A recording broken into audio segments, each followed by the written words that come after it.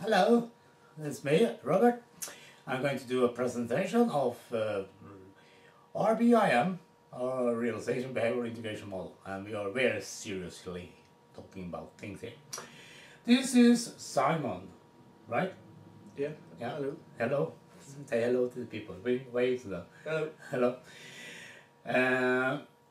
Could you tell me and the people who are watching here what your day is like, or the past week has been like for you?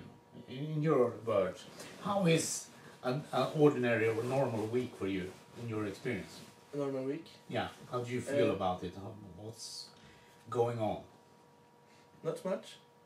Wake up 10, 11, go to school to around 3. Afterwards, it's mostly church activities. You go to the church, stuff like that. You sing? Yeah, yeah, Wednesdays in a show. In the choir, yeah. Yeah. The English pronouncement of the words in the Swedish language is different than the English native speaking. Anyway, guys, he doesn't know really what's going on. I told him a little bit that we're doing a drill. We're doing something called the intention drill, as in RBIm, and he has basically no idea what's going on. He is just, oh, okay, we'll see what happens, right? Yeah. Yeah, right. Okay. What I want you to do is very, very simple. I want you to move your hand like this, right? And you, okay, that's not hard, right? No. Okay, yes, you can stop that. Now, if you, could you in your own words describe how you feel at this moment? How do you feel in your own experience right now? Are you nervous, or you're curious, or you're, I don't know? Mostly curious. Okay, mostly curious. Since you say mostly, you're something else? No, I have no idea what we're going to do. You're curious and something else, but you don't know what that is. No. Okay. So we have a two-part experience. It's kind of curious and something unknown. That's kind of life for most people, I think. I don't know. Anyway, so you move your hand like this, and not much is going to happen with your experience, right? Right. Okay. So I want you to move your hand, but this time when you do it, the idea here is to produce a specific experience and a specific distinction in your body, and in this case, your arm. So when you move this, I want you to move it a little bit slower pace, and as you move it, I want you to sense the muscles move from one side to another. See, I want you to see them, but not as you normally would see, because you can't see under your skin, right? Right. Right. So you have to use another sense to feel the muscles move, right? Yeah, right. Yeah. But when you do that, it will feel like you're actually seeing the muscles move as you do that. But to get that, you have to focus on the arm and the movement. And the idea is to get into, because sometimes when people do this, the muscles do like this. It's kind of jerk or choppiness. Yeah. Yeah.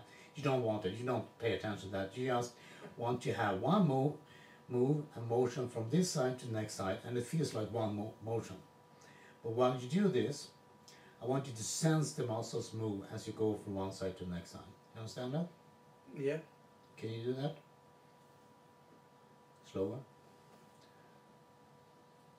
Sense the muscles. Can you feel that, or can you sense that?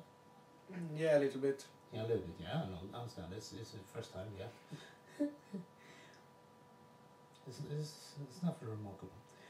So as you do that, I want you to just get a sense of the muscles move, and into the one single fluid movement from one side to the other side. That's the idea of this drill. Understand that? You can get a sense of the muscles move? Yes. Okay. So when you get a sense of it, you can try a little bit slower, not too slow, but a little bit slower.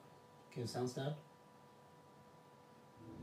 No, actually not. No, yeah. That's the idea with the drill, to get the sensation. That's for the viewers here.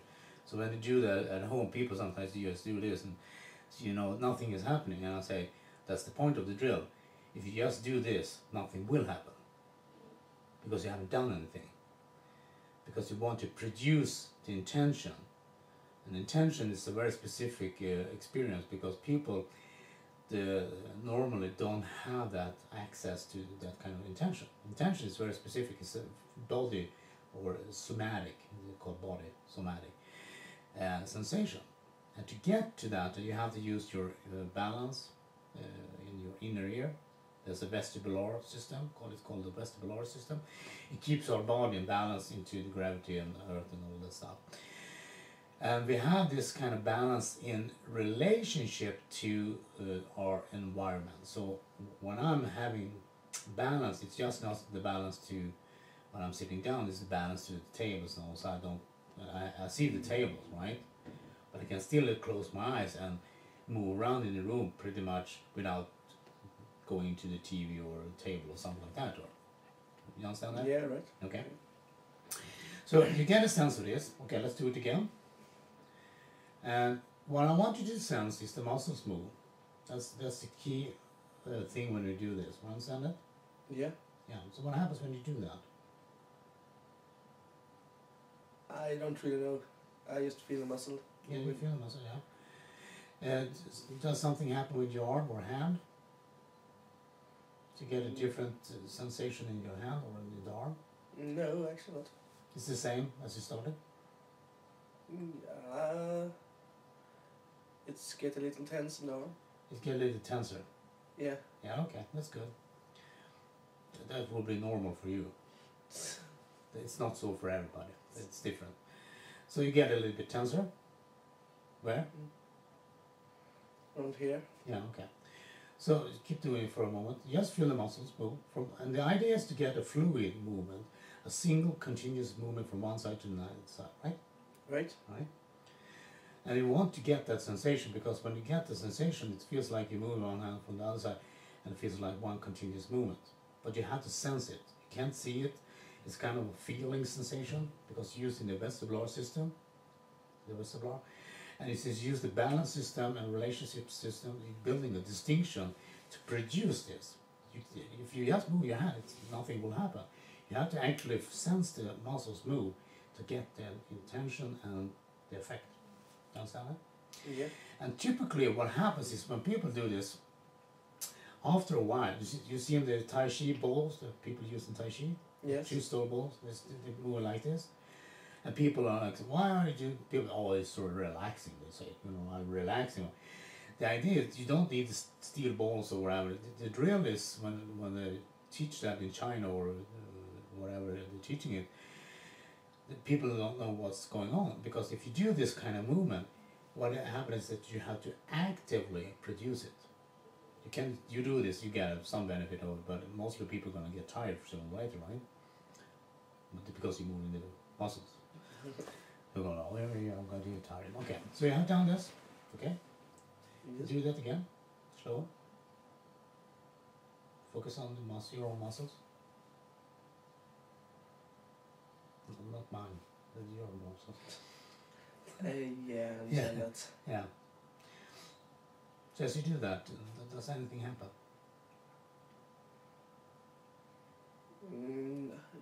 It's starting to feel like more and more to one movement. Movement, yeah. And you can continue that. Typically what you're doing, when people are thinking realities, context and physical movements, most people don't think X. I'm asked him to do one thing first. I asked him to explain how his week is. And then I asked him about his experience before he did the drill. And then I asked him about what's going on as he's doing it step by step. And I'm not doing that just for him, I'm doing that for you also when you're watching. Because when you do this, things is going to happen. But since most people doesn't know what's going on, because they don't think about it much and they can't measure it. And this is why I'm doing it in steps. So you can actually measure things is going to happen. Because when he's focusing his attention on his arm, as you see his eyes now is so focused on his muscles, he's not paying attention to me as much now, he's understanding what he's going to do. He get a sensation, it's more smooth now, he's got more single experience in the muscles. He doesn't understand what it is. He get the intention. He get the sensation. That's the point of it. You understand that? Yes. Is that the accurate description from my side? Yeah, pretty Okay. much. Pretty much. What's not pretty much now? Pretty much. Yeah, pretty much. Yeah, I understand it. This makes sense for you. I understand that. And the idea, I know this is going to be on YouTube maybe or something like that, and I don't know if I'm going to edit it or just put it. Because every person doing this is going to have it differently in a way. Because when you do this, because people are on one side of the experience, this is my experience right now. If I do the drill, my focus and attention going to be on the muscle, so obviously something's going to change. My experience is going to change because I focus my attention to get this desired effect of my arm is moving from one side from the other side, and I'm going to sense the movement. Because when I'm sensing that, what happens is I'm using my vestibular sense of direction and relationship with my environment. And people are not used to do that a lot. They just do it. So we're teaching people to actually have a direct access to that. Yeah, with this drill. That's what it's about. It's very simple. There's nothing special. No. Oh, okay, so you can sense that now. Yes. Yeah. What happens with your hand and your arm when you have done this for a bit? Actually, I start feeling like clicking You feel the clicking now also, yeah? here. Yeah, okay. So is it more smooth now? Yes, it is. Is it in a way that you feel like you can go from one side to one side and it feels like one continuous movement, or is still some choppiness going on still? No, it's more like one feeling. One feeling, right? So when I have this sensation, can you, when you focus on that sensation, understand that something you can sense a change in your perception? You know, how you view the world, so to speak? You understand what I'm saying? Not really. Actually. No, okay, that's okay. Okay, so you have done this, you get a sensation. Yes. Yes. So, and since you're using your language of, as you started with the language, this is important for people who is doing language, talking, all that. He started this exercise with, he was curious and something else. When I'm asking about this, if my description of his experience is accurate, he said, yes, and. It's the same pattern he's repeating. You understand that? Yes. Yeah. He doesn't know why he's repeating that pattern. No. Yeah. And just pointing it out for him. And a lot of people in the NLP and all that other kind of circles is believing in this unconscious myth or unconscious mind and stuff like that from Freud's day. And he was wrong about that, by the way. Because when people are not aware of what's going on, people assume it's unconscious and you have no access to it until you point it out. When I point it out for him, what happens then? He's become conscious of it, if some people will say. And I would say he just simply become aware, oh, that's what I'm doing. He doesn't know why he's doing it. Because when you're identifying with a context, you're always going to do that because that's where the context come from. You don't know what's going on because you don't have a comparison. You don't have a comparison. I have to use Swedish so you understand my word. My English accent might not be accurate some way. Anyway, so you do that, you've done that. Yeah. Yeah. So this is what I want you to do in the coming weeks every day. Okay. Yeah, not all the day, not 8 hours or 10 hours a day. I want you to do it maybe in the evening, maybe in the morning, maybe sitting on the bus, whatever. But I don't want you to do it for like 10 minutes. I want you to produce the effect.